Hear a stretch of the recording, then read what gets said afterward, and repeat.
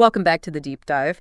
Today, we're going deep on something, well, a lot of us hope we never have to deal with, personally, Yeah. the long-term impact of infidelity on couples. Okay. But we're not just focused on the immediate crisis. Hmm. We're going to go beyond that, exploring how infidelity can reshape relationships years, even decades later. Yeah, it's a fascinating area. I think we often, you know, get so caught up in the immediate fallout of an affair, the hurt, the potential for divorce, but the ripple effects are so much more complex and long-lasting than we initially think. And our guide for this deep dive is Esther Perel's book, The State of Affairs: Rethinking Infidelity. Okay. We're going to uncover stories of couples who reconcile and even those who claim their relationships emerged stronger after facing this challenge. Yeah, those unexpected outcomes really highlight the diversity of human experience, even in a situation as seemingly straightforward as infidelity. It's not always about breakups and makeups. Okay, let's unpack this. The first section of the book dives into the affair as a deal breaker. Oh. As you might expect, a good number of affairs do lead to the end of a marriage. Sometimes it's the final straw. Sometimes it exposes deeper cracks that were already there. Exactly. The affair might be the catalyst, but it can also be a symptom of underlying issues that have been brewing for a while. Perel shares the story of Kate and Reese. Okay. Reese was repeatedly unfaithful. And while Kate eventually left him, the experience deeply impacted her ability to trust in future relationships. Oh, wow. She even ended up marrying a man she met on a website specifically for people who'd been cheated on. Wow, that's a powerful illustration of how deeply infidelity can wound someone, even years later. It becomes more than just a past event. It shapes future choices and anxieties. Yeah. It almost becomes part of their identity. Another story is Jaime and Flo. In this case, it was Jaime who had the affair. But she was met with Flo's overwhelming desire for punishment. Their relationship was so focused on making Jaime pay that there was never a real chance for them to reconnect. Yeah, that raises an interesting question about the role of forgiveness. Yeah. Is it even possible to genuinely forgive in these situations? Right. And if so, what does forgiveness look like for both partners? How do they move past such a fundamental breach of trust? Perel also highlights that sometimes the kindest thing is simply accepting the end of the relationship. Yeah. She describes a couple, Luke and Anais, where she knew almost immediately the marriage was over. Luke was trying to make things work, but Anais had been emotionally and physically withdrawn for years, culminating in a 2-year affair. The fact that Anais showed no remorse was probably the most telling sign. Yeah. That absence of remorse can be incredibly difficult for the betrayed partner to process. Yeah. They feel invalidated, and moving forward feels impossible. And Perel realized Luke was carrying a lot of baggage about infidelity from his childhood and was clinging to the idea of keeping his family together for his daughter. Right. But eventually he came to realize that, holding on to hope for Anais's remorse was just prolonging his suffering. And years later, he actually thanked Perel for her honesty and ended up finding love again. This emphasizes that staying together shouldn't be the goal at all costs. Right. Sometimes ending a relationship, even one with children involved, is the healthiest choice for everyone involved. The next section is a really thought-provoking one titled Ending a Marriage with Dignity and Grace. Perel reminds us that divorce is often seen as a failure, but sometimes it's the best outcome for all involved. It's about recognizing that relationships, like all living things, can have a natural lifespan. Right. It's okay to let go when the relationship has run its course, even if it's difficult. She tells the story of Clive and Jade, who sought therapy after Clive had an affair and decided to leave. He was determined to build a new life with his lover, while Jade was trying desperately to hold on to the marriage. The idea of a separation ceremony is intriguing. Mm-hmm. Perel's approach here is unique. It seems counterintuitive to ritualize a breakup. Yeah. Do you think it's helpful to formalize the end this way? Well, just like we have ceremonies to mark the beginning of a marriage, Perel believes we need rituals to acknowledge the end. Okay. It's about honoring the shared history, the good times, the memories. It's about not letting the affair completely overshadow everything that came before. It is a unique way of acknowledging that there were good times and shared experiences. It provides an opportunity to appreciate what was good about the relationship instead of just focusing on the negativity surrounding a breakup. Mm-hmm. Perhaps it helps provide closure, which is important when trying to move on. As part of this ceremony, Clive and Jade each wrote letters to each other. Jade's was a beautifully written 10-page list of all the things she'd miss about Clive and their life together. Wow. It was very moving. Yeah. It really captured the depth of their connection. Clive's letter, on the other hand, was more formal, thanking Jade for their time together, but clearly signaling he was moving on. The contrast in their letters is interesting. It seems to reflect the different emotional states they were each experiencing. And it sounds like hearing those letters read aloud helped both of them to process their emotions and accept the reality of the situation. Jade mentioned that hearing Clive's letter solidified the fact that he was no longer in love with her. It was painful, of course, but it also helped her to finally let go and accept the end of the marriage. It's amazing how, even in the midst of such heartbreak, there can be moments of grace and beauty. Now, the next section of the book explores something that might surprise you: the marriage that began as an affair. While some affairs fizzle out, others lead to the creation of a new relationship. But I imagine those relationships, born from secrecy, often face their own unique challenges. Perel points out that starting a relationship with that kind of secrecy can have a ripple effect down the line. She shares the story of Nicole and Ron, who got married after a 5-year affair. But once the secrecy was gone and they were officially a couple, their intimacy actually dwindled. It makes you wonder if sometimes the forbidden nature of an affair is part of what fuels the passion and excitement. Yeah. Once that's gone, what's left to sustain the relationship? That's a great question. Yeah. And Perel talks about how couples who start this way often face a lot of pressure to make the new relationship worth the sacrifices they made. It's almost like they're constantly trying to justify their choices, both to themselves and to those around them. Right. They need to prove that the risk was worth it. Another point she makes is that it can be very difficult for these couples to talk about their past relationships. The new partner may feel threatened if the other partner expresses any longing for the past, even if it's just a natural part of grieving and moving on. Which makes processing those feelings openly, instead of suppressing them, essential for building a healthy and trusting relationship. Right. If you can't acknowledge the past, how can you build a solid future together? Perel also describes the logistical challenges these couples face, like blending families and navigating relationships with exes. She tells the story of Paolo and Rafael, a same-sex couple who reconnected after 2 decades apart. They both had families and lived seemingly conventional lives, but ultimately they left their wives to be together. Their story is a powerful example of how love can sometimes defy societal expectations and lead people down unexpected paths. They faced a lot of judgment and rejection, but ultimately chose to be together despite the challenges. But not every couple who chooses to stay together after infidelity ends up going their separate ways. The next section focuses on the couples who remain together and the different paths they take. Perel identifies 3 main types: the sufferers, the builders, and the explorers. I've worked with couples who, after the initial shock and hurt of an affair, used it as a wake-up call to reevaluate their relationship. Okay. It forced them to confront their own needs and desires and ultimately led them to a deeper understanding of each other. Let's start with the sufferers. What characterizes this group? For these couples, the affair is like an open wound that never fully heals. They're stuck in a cycle of blame and resentment, constantly reliving the pain and never truly moving forward. The affair becomes a defining event that overshadows everything else. So they're essentially trapped in the past, unable to break free from the hurt and anger. Yeah. It sounds incredibly toxic and draining for both partners. Absolutely. Perel uses the example of Debbie and Mark. Mark had a series of affairs, and while Debbie stayed with him, she constantly throws his past transgressions in his face. Their relationship is defined by bitterness and a lack of intimacy, and this pattern can continue for years, even decades. The builders, on the other hand, seem to take a different approach.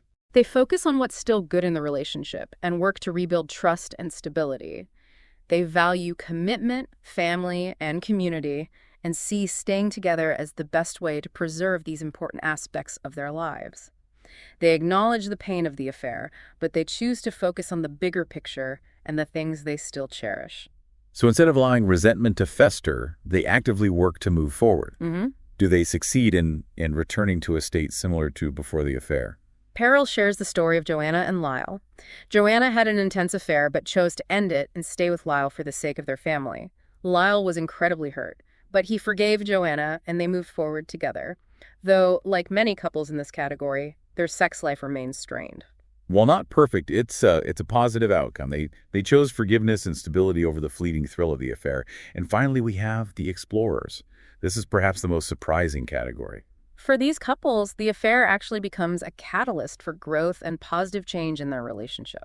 That's a truly unexpected outcome. I'm eager to hear how that unfolds. Perel describes these couples as using the crisis as an opportunity to really look at themselves, their relationship, and what they truly want.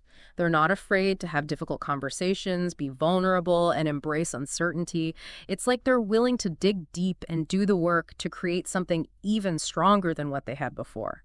So they don't simply sweep the affair under the rug. Right. They use it as a springboard for growth and transformation. What does that look like in practice? One example is Madison and Dennis. Dennis had an affair, and while it was incredibly painful for Madison, they used the experience to rebuild their relationship on a foundation of honesty and deeper intimacy. Years later, they described their relationship as richer, more exciting, and more fulfilling than ever before. It's truly inspiring to hear about couples who not only survive, but thrive after such a difficult experience. It really speaks to the incredible power of resilience, communication, and willingness to evolve. It is remarkable, and that brings us to the final section of the book, where Perel explores what we can all learn from infidelity, even without experiencing it ourselves. This should be interesting. What are some of the key takeaways? Well, she emphasizes that trying to affair-proof a relationship by imposing strict rules and limitations can actually backfire. That makes sense. If you try to control your partner's life completely, it can breed resentment or even fuel the desire for transgression. It's almost as if the act of rebellion itself becomes appealing. Exactly. Perel suggests a healthier approach is to foster open communication and a sense of freedom within the relationship. Couples who feel comfortable talking about their desires, even when those desires aren't directed at each other, can strengthen their bond and create a more fulfilling dynamic. Instead of shutting down desires, it's about creating a space where both partners feel seen, heard, and respected, even in their individuality. This ties into a concept. Perel discusses our separate sexual identity. Yes, acknowledging our partner's separate sexual identity can be incredibly powerful. It's recognizing that our partner's sexuality doesn't revolve solely around us. They have their own desires, fantasies, and experiences, and that's okay. This is a challenging idea for many to grasp. It requires a level of maturity and security in the relationship. Can you elaborate on how embracing that reality can actually benefit the relationship? It's about understanding that our partners are complex individuals with their own unique histories and desires. By acknowledging and respecting those separate identities, we can foster a deeper sense of intimacy and trust. It allows for a more honest and authentic connection. It sounds like it's about recognizing that we don't own our partners. Their desires don't diminish our worth or the strength of the bond we share. Right. And Perel also challenges our traditional ideas about trust. We often think of it as something built on certainty and predictability. But she argues that true trust actually lies in embracing vulnerability and the unknown. That's an intriguing concept. So it's not about eliminating all risk, but rather about choosing to face those risks together with courage and compassion. Exactly. Relationships thrive when we can be open and honest with each other, even when it's scary or uncomfortable. It's about being willing to navigate life's uncertainties as a team. And that level of honesty and vulnerability requires a strong foundation of communication. Absolutely. Perel ends her book by encouraging couples to find ways to collaborate in transgression within their relationships. Now, when I first heard that phrase, I thought she was condoning infidelity. But it seems like it's more about channeling that energy that often fuels affairs in a way that strengthens the bond between partners. You hit the nail on the head. It's not about betraying each other's trust, but rather about finding ways to bring novelty, excitement, and a sense of playfulness into the relationship. So it's about injecting a little bit of that forbidden fruit energy into everyday life. Can you give us some specific examples of what that might look like? She mentions couples who create secret email accounts to flirt with each other or go out dancing all night pretending they've just met. Some even create rituals where they dress up for a fancy date night at home. It's all about breaking out of routines and injecting a bit of the forbidden into their lives. It sounds like it's about finding that balance between stability and spontaneity, familiarity and excitement. It's a reminder that we need to continue to woo and pursue our partners, even after years of being together. And the key is that it has to feel authentic and exciting for both partners. Some couples might enjoy flirting with other people, while others might find that threatening. It's about figuring out what works for your unique dynamic. And I imagine that requires a lot of open communication and trust. You need to be able to discuss your desires and boundaries honestly and respectfully. Exactly. Perel emphasizes that this kind of experimentation can actually strengthen trust because you're being honest with each other about your needs and desires. It's choosing to be vulnerable and adventurous with each other rather than seeking those experiences outside the relationship. It seems like Perel is advocating for a more nuanced view of relationships, one that embraces both the light and shadow sides of love and Yeah, desire. absolutely. She reminds us that our partners are not possessions. We have to continuously choose to be together, and that conscious choice can actually make the relationship more vibrant. It reminds me of that saying, if you love something, set it free. By giving each other space to be individuals to explore different facets of ourselves, we can paradoxically deepen the bond. That's a great point. And Perel argues that many couples get stuck in a rut because they lose that sense of curiosity and playfulness. They stop really seeing each other, stop taking the time to appreciate the unique individual they fell in love with. That domestic deadness she talks about is a powerful image. The relationship becomes routine, devoid of passion and excitement. So even though the book is about infidelity, she's really offering insights that can benefit any relationship, wouldn't you say? Absolutely. The lessons about communication, vulnerability, and keeping the spark alive are relevant whether you've experienced infidelity or not. And one of the most challenging aspects of dealing with infidelity is the question of forgiveness. It can be such a complex and loaded concept. What is Perel's take on this? Perel acknowledges that forgiveness isn't always possible, and it shouldn't be forced or rushed. It's a personal process that takes time, and it might look different for everyone involved. It's not about condoning the behavior or pretending that the hurt didn't happen. And sometimes choosing to stay in the relationship doesn't necessarily equal forgiving the infidelity. It could simply mean choosing to move forward for whatever reasons feel right for the individual. Exactly. It's about honoring your own needs and making the best choices for your own well-being, regardless of external pressures or expectations. Perel also highlights that forgiveness can be a powerful act of self-care. It's about releasing yourself from the burden of anger and resentment, even if the person who hurt you never apologizes or takes responsibility. She's saying that holding on to anger ultimately hurts you more than anyone else. It's like choosing to remain imprisoned by the past instead of freeing yourself to heal and move forward. She quotes a passage from Louis B. Smees that I think is very powerful. To forgive is to set a prisoner free and discover that the prisoner was you. Wow, that really drives home the point that forgiveness, while incredibly difficult, can be a transformative act of self-liberation. And she reminds us that forgiveness doesn't equal forgetting or condoning the behavior. It's about finding a way to make peace with what happened and move forward without being consumed by bitterness. It's about choosing to focus on healing and growth rather than dwelling in the past. It's important to remember that forgiveness is a journey, not a destination. There will be moments of anger and sadness even after you think you've moved on. It's not a linear process, and it's okay to have setbacks. And seeking professional support can be helpful when navigating the complex terrain of forgiveness, both for the person who was betrayed and for the person who was unfaithful. Absolutely. A therapist can provide tools and guidance to navigate those difficult emotions. Now, one of the things I found most compelling about Perel's book is that she doesn't shy away from exploring the reasons why people have affairs. It's a topic often surrounded by shame and judgment. But she challenges the simplistic notion that affairs are always about sex or finding someone better. So instead of making quick judgments, she digs deeper into the emotional and psychological factors at play. Exactly. She talks about how affairs can sometimes be a way of seeking validation, excitement, or a sense of aliveness that's missing in the primary relationship. It's like the affair becomes a symptom of a deeper, unmet need, whether it's a need for connection adventure or simply feeling seen and appreciated. It makes sense that those needs would manifest in some way. And sometimes affairs are about exploring different parts of ourselves, parts we may have suppressed or denied for years. So it's not always about wanting to leave the relationship, but rather about seeking something that feels missing or incomplete within oneself. Perel emphasizes that understanding the underlying motivations for an affair is crucial for healing and moving forward both individually and as a couple.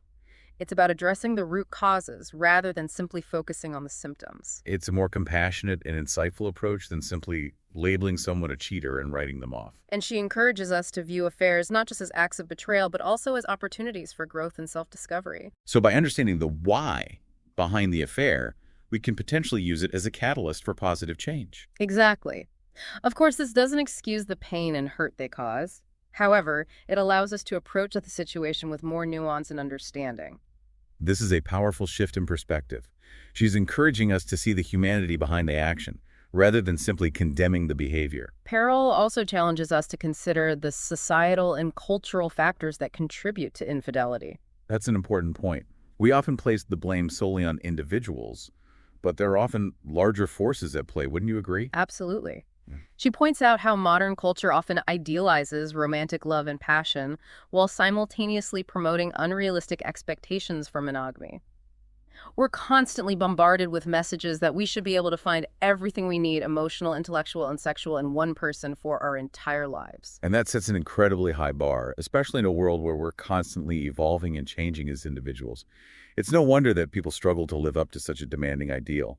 Right, and when those needs inevitably go unmet, it creates dissatisfaction and longing, making people more susceptible to seeking fulfillment elsewhere. So it's not just about individual choices, but also about the pressures and expectations our culture places on us. Exactly. She also points out that we live in a hypersexualized culture, constantly bombarded with images of idealized bodies and unattainable beauty standards. This creates pressure and insecurity both for individuals and for couples, putting a strain on relationships. It's like we're constantly being sold this fantasy of perfect bodies and effortless passion, which makes it hard to appreciate the reality of our own relationships. And Perel argues that all these factors, the cultural pressures, the unrealistic expectations, the constant sexualized imagery, contribute to a climate where infidelity is more likely to occur. It's not about making excuses for infidelity, but about understanding the larger context in which it happens. And she challenges us to think critically about the messages we're receiving from our culture and to create more realistic and sustainable expectations for our own relationships. It's about taking responsibility for our own choices while recognizing the powerful influence of our social environment. But I think it's important to emphasize that Perel isn't condoning infidelity. Right, she acknowledges the pain and devastation it can cause. But instead of simply condemning it, she invites us to approach the topic with a sense of curiosity and compassion. It's a powerful shift in perspective. Her goal isn't to dictate what people should do, but rather to help them understand the complexities of their own experiences and make choices that feel authentic and empowering. It's about providing a framework for understanding and navigating these difficult situations rather than offering easy answers or quick fixes. There's no one-size-fits-all solution when it comes to infidelity. And Perel emphasizes the importance of seeking professional support when dealing with infidelity.